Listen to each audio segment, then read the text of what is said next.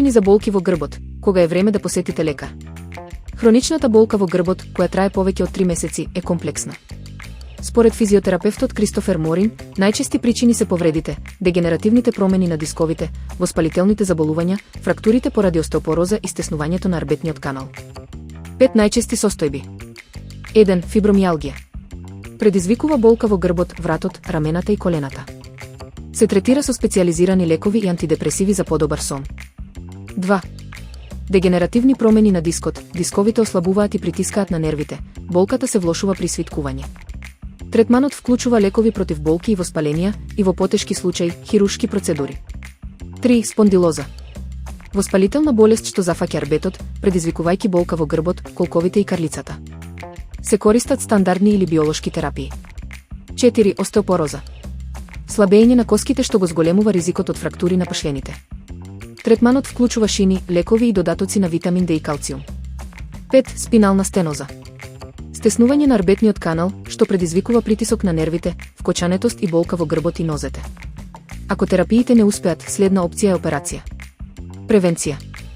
Конзервативните методи вклучуваат физикална терапија и алтернативни пристапи. Долгорочно помагаат 20 минути умерено движење дневно, губење на тежината и исхрана богата со омега-3 масни киселини за намалување на воспалението.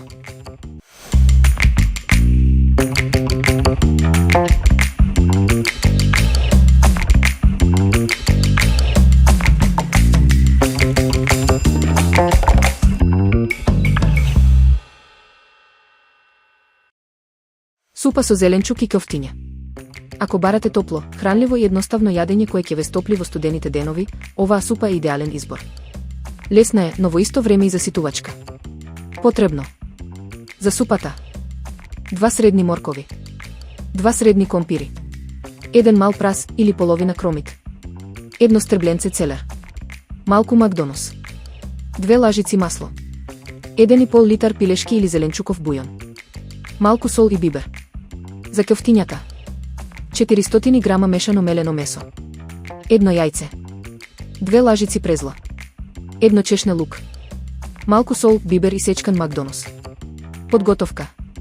Подготовка на зеленчукот. Исчистете го и сечете го зеленчукот, морковите на стапчиња, компирите на коцки, празот на тенки кругови, а целерот и макдоносот на мали парчиња. Динстање. Загрејте го маслото во тенџере. Додадете го празот или кромидот и пропржете го кратко додека не омекне. Потоа додадете го остатокот од зеленчукот и промешајте се заедно кратко, 2 до 3 минути. Готвење на супата. Прелите со бујонот, па зачинете со сол и бибер. Покријте и гответе околу 15 минути, додека зеленчукот не омекне.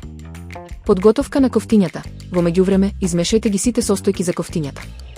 Со влажни раце формирајте мали топчиња со големина на орев.